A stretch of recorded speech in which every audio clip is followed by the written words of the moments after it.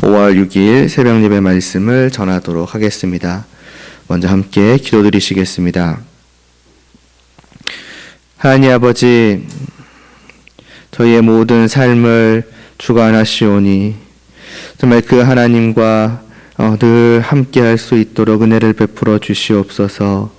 저희의 마음속에서, 저희의 머릿속에서 언제나 하나님을 잊지 않게 하여 주시옵시고 늘 눈을 들어 하나님을 바라보며 하나님을 향하여 나아갈 수 있도록 은혜를 베풀어 주시옵소서. 그러기를 원하는 저희들에게 이 시간도 정말 말씀하여 주시옵시고 그 말씀의 뜻을 깨달아 알게 하여 주시옵시고 하나님에 대하여서 더욱더 깊이 더욱더 풍성하게 깨달아 알아가며 하나님을 향한 마음이 저희들 안에 가득 채워질 수 있도록 하여 주시옵소서. 예수님의 이름으로 기도드리옵나이다. 아멘. 오늘 보실 말씀은 사도행전 5장 4절과 5절입니다. 사도행전 5장 4절과 5절, 신약성경 제 성경책으로는 194쪽에 있습니다.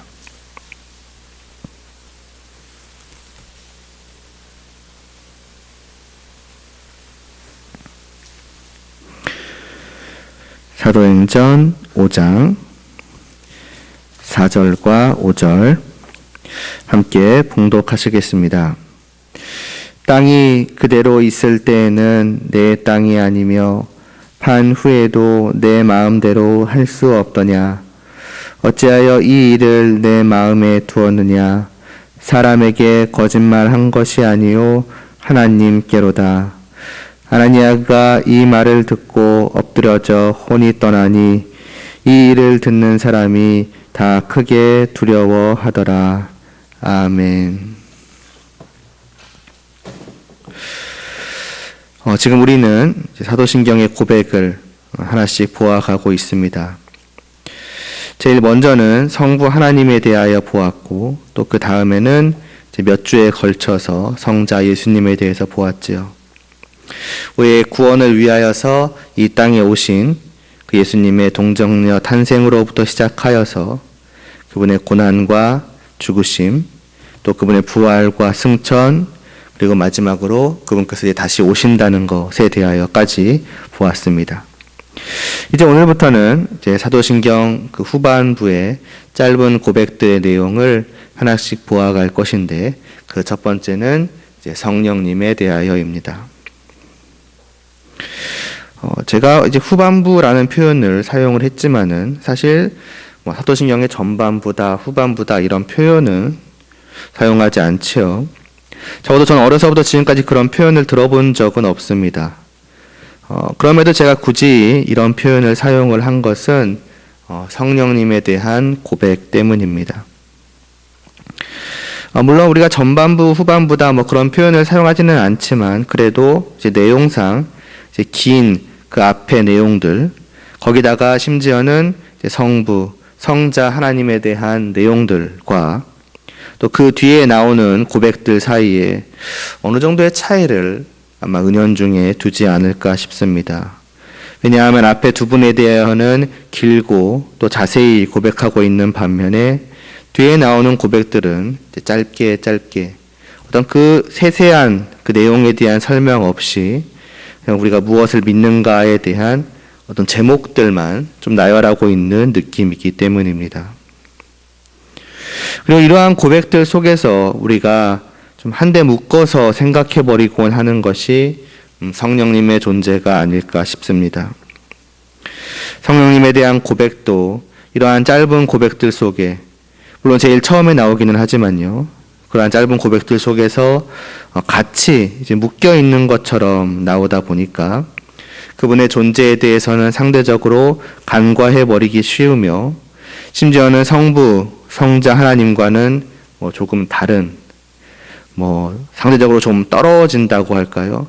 어떤 그런 식으로까지 생각을 해버리기가 쉬울 것입니다. 그러나 성령님은 그러한 분이 아니심을, 비록 이 사도신경의 고백에서는 짧게 고백되고 있지만은 그러나 성부, 성자 하나님보다 못하셔서 그러한 것이 아님을, 그분의 존재 역시도 앞에 두 분과 다를 바 없이 우리에게 동일하게 중요한 분이시며, 물론 우리가 전반부, 후반부 이런 표현을 사용하지는 않지만은 굳이 사용을 한다고 해보고 그 전반부와 후반부 중에서 굳이 우리가 이렇게 묶어서 생각을 해본다면은 성령님께서는 오히려 전반부에 성부, 성자 예수님에 대한 고백과 묶어서 생각을 해야 하는 그러한 분이시다라고 하는 것을 이 시간을 통해서 다시 한번 생각을 해보고자 합니다. 먼저 성령님은 누구십니까? 우리가 믿는다고 고백하는 이 성령님은 어떤 분이십니까? 때로 어떤 사람들은 성령님에 대하여서 성부와 성자가 어떤 부리시는, 어떤 사용하시는 존재처럼 말하기도 하고, 또 어떤 사람들은 성령님을 아예 그냥 인격적인 존재가 아니라 그냥 성부, 성자께서 발휘하시는 어떤 능력처럼 말하기도 합니다. 그러나 그렇지 않지요. 우리가 성령을 믿사오며 라고 하는 이 고백을 좀 더 길게 표현을 해보자면은 성령 하나님을 믿사오며가 될 것 아니겠습니까? 성령님께서는 성부와 성자와 정말 동일한 하나님이십니다. 이는 오늘 본문이 잘 보여주고 있지 않습니까? 아나니아가 자기 소유를 판 돈의 얼마를 숨긴 후에 그 나머지를 사도 앞에 두고서 마치 그것이 전부인 마냥 하였을 때에, 우리가 3절에서 보면은 베드로는 내가 성령을 속이고 땅값 얼마를 감추었느냐고 하면서 이어 말하기를 사람에게 거짓말한 것이 아니요 하나님께로다라고 오늘 우리가 읽은 4절에서 말씀을 합니다. 그러니까 성령님은 하나님이 부리시는 하나님의 일꾼 같은 분도 아니시요, 또 하나님이 발휘하시는 어떤 능력 같은 것도 아니라 성부와 성자 하나님과 동일한 하나님이시라는 것을 분명하게 알 수가 있는 것입니다. 그래서 성자 예수님께서도 직접 말씀하시기를 그러므로 너희는 가서 모든 민족을 제자로 삼아서 세례를 베풀라라고 할 때에 단지 아버지와 아들의 이름으로 세례를 베풀라 하신 것이 아니라 아버지와 또 아들과 성령의 이름으로 세례를 베풀라 하신 것 아니겠습니까? 그러므로 성령님에 대한 우리의 믿음은 단지 성령도 계시다, 그분의 존재도 믿는다 정도가 아니라 그분은 다른 두 분과 동일한 하나님이시라는 것을 내가 믿는다가 되어야 하는 것이며, 하나님을 생각할 때에도 언제나 성부, 성자에서 멈추는 것이 아니라 성령님까지, 그래서 삼위일체 하나님을 늘 생각을 해야만 하는 것입니다. 만일 우리가 하나님을 믿는다 하면서도 언제나 성부, 성자만 생각하거나 삼위 하나님을 믿는다고 하면서도 성령님의 위치를 다른 두 분 아래로, 마치 그분의 영광됨이나 그분의 어떠함이 다른 두 분에게 조금 덜 미치는 식으로 생각을 해버린다면은, 그래서 그런 식으로 믿게 된다면은 결국 하나님에 대한 우리의 믿음은 그릇된 믿음이 돼버리고 말 것입니다.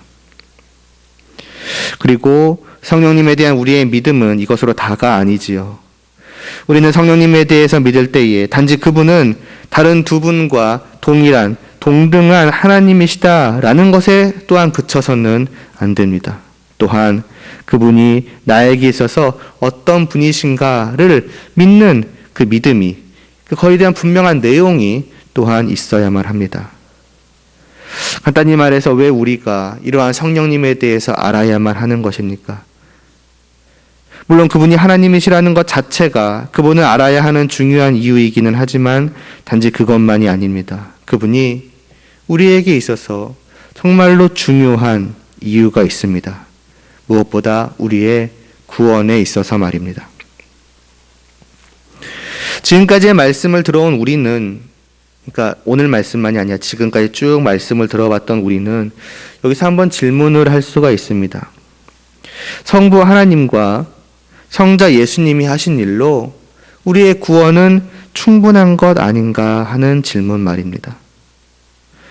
무엇보다 성자 예수님께서 우리의 구원을 위한 모든 일을 다 하셨다고 하지 않았습니까? 예수님에 대해서 제가 설교를 하면서도 여러 번 정말 그분만으로 충분하다고, 그분이 하신 일에 정말 더할 것도 덜할 것도 없다고, 그분이 모든 것을 완성하셨으니 오직 그분을 믿기만 하면 되며 우리가 할 것은 또 다른 누가 할 것도 아주 조금도 없다고 말씀을 드리지 않았습니까? 그래서 사도신경도 거의 반 이상이 예수님에 대한 고백으로 이루어져 있지 않습니까? 그런데 왜 우리의 구원에 있어서 성령님이 중요하다는 것입니까? 분명 구원을 위해서 하실 일은 남아있지 않을 것인데 그분이 하실 무슨 일이 남아있다는 것입니까? 성부께서 우리의 구원을 위하여 자신의 아들을 보내시고 성자께서 우리의 구원을 위해 필요한 모든 일을 다 하신 것이 맞습니다. 그분께서 구원을 위한 모든 것을 이루셨습니다. 이제 우리가 할 것이라고는 그저 이 사실을 믿기만 하면은 되는 것입니다. 받아들이기만 하면은 우리는 구원함을 얻는 것이지요. 그런데 과연 누가 이 사실을 믿고 받아들일 수 있겠습니까? 예전에 어렸을 적 같은 경우에 예수님이 이루신 구원에 대하여서 이런 비유를 가끔씩 들었던 적이 있습니다. 예수님이 말하자면 구원이라고 하는 그 밥상을 다 차려 놓으셨다고. 그러니까 우리는 아무것도 할 것 없이 그저 와서 먹기만 하면 된다라는 그러한 비유를 말입니다. 혹은 예수님이 우리에게 구원의 손길을 내미셨다고. 우리가 할 일이라고는 그저 그 손을 붙잡기만 하면 된다라는 그러한 비유를 말입니다. 이러한 비유는 예수님께서 구원을 위한 모든 것을 다 이루셨다라는 그 우리의 어떠한 공로도 없이 우리의 어떤 행함도 없이 오직 예수님의 공로를 드러낸다는 점에서는 정말 훌륭한 비유라고 할 수 있지요. 그러나 부족한 면이 있습니다. 아니 틀린 면이 있다라고 할까요? 과연 누가 밥상에 와서 숟가락을 들고 밥을 먹을 수 있을까요? 또 누가 예수님이 내미신 그 구원의 손길을 스스로 와서 붙잡을 수 있겠습니까? 우리는 그냥 하면 되는가 보다 생각할 수 있지만은 사실 모든 사람이 가지는 동일한 문제는 그 누구도 그럴 수가 없다는 것입니다. 밥 숟가락을 들 힘도 내민 손을 붙잡을 힘도 없습니다. 왜냐하면 모든 사람은 철저한 죄인이기 때문입니다. 선을 향한, 마지막 구원을 위한 그 어떠한 작은, 정말 조그마한 그 능력도 가지고 있지 않은 완전한 죄인이기 때문입니다. 그래서 숟가락을 잡고 내민 손을 붙잡을 힘은커녕 밥상이 차려져 있다는 것, 누군가 나에게 구원을 위한 손길을 내민다고 있다는 것을 보고 알고 그래서 깨닫게 되는 그러한 능력조차도 없습니다. 내 눈 앞에 그 설령 밥상에 차려져 있다고 해도, 내 바로 지금 코앞에 그 손길이 내밀어져 있다고 해도 알 수 없을 만큼 마치 완전한 장님과도 같은 것이 주님이 이루신 구원 앞에 선 우리의 모습이라는 것입니다. 아무리 말씀하여도, 아무리 이 복된 사실을 전하여도 마치 귀머거리와 같고, 아니 아예 그냥 죽어있는 우리는 그것에 대해서 조금 더 반응할 수가 없는 것입니다. 그러므로 예수님이 구원을 위한 모든 것을 이루셨으되 그 자체로는 사실 모든 사람에게 아무런 의미가 없는 것이지요. 누군가가 내게 와서 떠먹여 주어야 하는 것입니다. 내 손을 끌어서 예수님이 내미신 그 손길을 붙잡도록 하셔야만 하는 것입니다. 들려지는 복된 소식을 듣고 깨달아 알고 그래서 믿음으로 받아들일 수 있도록 하여 주셔야만 하는 것입니다. 나를 그렇게 만들어 주셔야만 하는 것이지 우리 스스로는 아무것도 할 수가 없는 것입니다. 그리고 하나님께서는 어떻게 하셨습니까? 내가 이렇게까지 다 했는데 왜 너는 아무것도 하지 못하느냐? 겨우 그 밥상에 숟갈만 뜨면 되는데 그것조차도 하지 못하느냐? 이거는 정말 너의 책임이다. 이렇게 하고 그냥 우리 모두를 내버려 두셨습니까? 그렇지 않지요.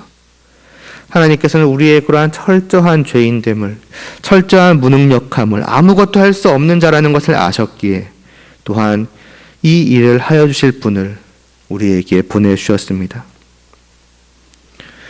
내가 아버지께 구하겠으니 그가 또 다른 보혜사를 너희에게 주사 영원토록 너희와 함께 있게 하리니 보혜사 곧 내 아버지께서 내 이름으로 보내실 성령 그가 너희에게 모든 것을 가르치고 내가 너희에게 말한 모든 것을 생각나게 하리라고 요한복음 14장에서 예수님께서 말씀하신 것처럼 하늘에 오르신 주님께서는 이후에 이 땅에 있는 남아있을 우리를 위해서 그분을 보내어 주셨습니다.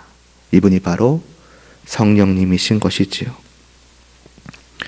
성령님이 우리 안에 오십니다. 성령님이 우리 안에서 역사하셔서 들을 수 없는 우리로 듣게 하시고 알아차릴 수 없는 우리로 알게 하시며 우리를 위해 죽으시고 부활하신 그 주님을 믿게 하십니다. 성령님이 우리로 주님께서 차려놓으신 그 밥을 먹게 하시며 주님이 내미신 손길을 붙잡게 하십니다. 주님께서 죄인을 위하여 이루신 그 완전한 구원을 성령님께서 택하신 각자에게 한 명 한 명에게 적용하여 주시는 것입니다. 그래서 우리에게는 성령님이 중요한 것입니다. 그래서 그토록 중요한 것입니다. 그분이 없으셨다면, 그분이 오지 않으셨다면 결국 우리는 아무것도 아닙니다. 우리는 여전히 죽어있는, 그리고 영원히 죽을 죄인이며 구원을 눈앞에 두고서도 이리저리 헤매일 뿐인, 결단코 그 구원에 도달할 수 없는 어리석으며 무능력한 자일 뿐입니다. 뿐 아니라 성령께서는 그때 잠시만 우리에게 오시는 것이 아니지요. 잠시 있다가 우리에게 믿음을 주시고 그 손을 붙잡게 하시고 그것을 확인하신 후에 다시 떠나시는 분이 아니십니다. 주님을 믿기만 하면 우리는 다 된 것입니까? 그것으로 우리는 완전해진 것입니까? 더 이상 누구의 도움도 없이 홀로 선과 의를 이루며 하나님을 향하여 똑바로 나아가는 자들입니까? 과연 우리의 매일의 삶은 나로 하여금 이미 받은 구원과 또 구원받은 자로서 미래에 있을 그 영원한 천국을 확신케 하여 줄 만한 그러한 말하자면 아름답고 훌륭한 것들입니까? 그렇지 않다는 것을 우리들 자신이 너무나도 잘 알고 있지 않습니까? 우리는 여전히 나 스스로는 바울의 고백과 같이 곤고한 자일 뿐이며 이 사망의 몸에서 건져내어 주실 분을 간절히 구해야만 할 자일 뿐입니다. 나의 하루하루의 삶의 모든 부분을 뜯어봐도 도무지 성도답지 않아 보이며 정말 엉망진창이며 흠투성이며 여전히 죄악으로 뒤덮여 있는 것만 같고, 그래서 그러한 나 자신을 바라본다면 여전히 내 구원은 없는 것만 같으며 영원한 천국도 나를 바라볼 때에는 정말 희미해 보일 뿐입니다. 그래서 성령님께서는 우리를 떠나지 않으십니다. 이러한 우리를 아시기에 믿음을 주신 이후에도 우리를 내버려 두지 않으시고 늘 내 안에 계셔 주시며 나로 하여금 하나님의 말씀을 보게 하시고 깨닫게 하시며 기억하게 하시며 또한 그 말씀에 따라서 살아갈 수 있도록 이끌어 주십니다. 그리고 내 안에 계심으로써 내가 성도라는 것을 확실하게 하여 주시고 또한 영원한 미래의 그 기업에 대한 보증의 역할까지도 하여 주십니다. 나를 바라볼 때에는, 나 자신을 바라볼 때에는 정말 그 모든 것이, 그 모든 복된 것이, 그 영원한 것이 도무지 내 것으로 보이지 않지만은 내 안에 계시는 성령님을 바라봄으로 말미암아서 저 모든 것들이 분명히 나의 것이구나. 저 모든 것들이, 그 영원한 복된 것들이 분명히 나를 기다리고 있구나. 저것은 분명히 나에게 주어지는구나 라고 하는 확신과 또한 위로를 얻으며 어떻게 보면 우리는 힘써 앞으로 나아갈 수가 있게 되는 것입니다. 성령님께서 그리하여 주시는 것이죠. 그러니까 주님이 이루신 구원은 이처럼 성령님을 통해서 실제적으로 내게 이루어지는 것입니다. 오늘 하루도 우리가 구원받은 천국 백성으로서 주님 안에서 하나님을 바라보며 하나님과 함께하는 그 하늘에 속한 신령한 복을 누리는 것은 오직 내 안에 지금도 계시며 지금도 역사하시는 그 성령 하나님 때문입니다. 그러니 우리가 어찌 이 성령님의 존재를 간과할 수 있겠습니까? 이 하루를 살아가면서 어떻게 우리가 이분을 잊고 살아갈 수가 있겠으며 이분에 대한 믿음을 무시하고 빼놓고 살아갈 수 있겠습니까? 그러므로 성도된 우리는 오늘도 고백하고 또 고백하는 것입니다. 이 성령님을 믿사오며라고요. 기도드리시겠습니다. 하나님 아버지, 참으로 저희들은 아무것도 아닙니다. 우리 홀로는 그 어떠한 선한 것도 정말 볼 수 없고 알 수 없고 깨달을 수가 없는 자입니다. 주님이 우리를 위한 모든 것을 이루셨지만은 그것조차도 우리는 정말 찾을 수 없으며 붙잡을 수 없습니다. 그래서 성령님께서 우리 안에 오셔서 그 모든 것을 보게 하시고 알게 하시고 정말 믿음으로 받아들이게 정말 붙잡게 하셨으며 그 이후에도 늘 우리 안에 계셔서 오늘 하루도 또 내일도 또 앞으로도 영원토록 계속해서 우리를 하나님께로 이끄시며 늘 하나님의 백성으로서 살아갈 수 있게 하시며 이 연약한 우리가 스스로를 바라볼 때에는 확신할 수 없는 그 영원한 구원에 대한 확신을 성령님을 통하여서 갖게 하여 주시오니 우리가 어찌 성령님을 잊고 살아갈 수가 있겠으며 이 성령님의 존재를 간과할 수가 있겠습니까? 성령님을 믿사오며라는 그 우리의 고백이 진실된 고백이 되게 하여 주시옵시고 오늘 하루도 이 성령님을 의지하여서 정말 하나님의 백성으로서 살아가고자 하는 그 발걸음을 한 걸음 한 걸음 힘껏 내디딜 수 있도록 은혜를 베풀어 주시옵소서. 예수님의 이름으로 기도드리옵나이다. 아멘.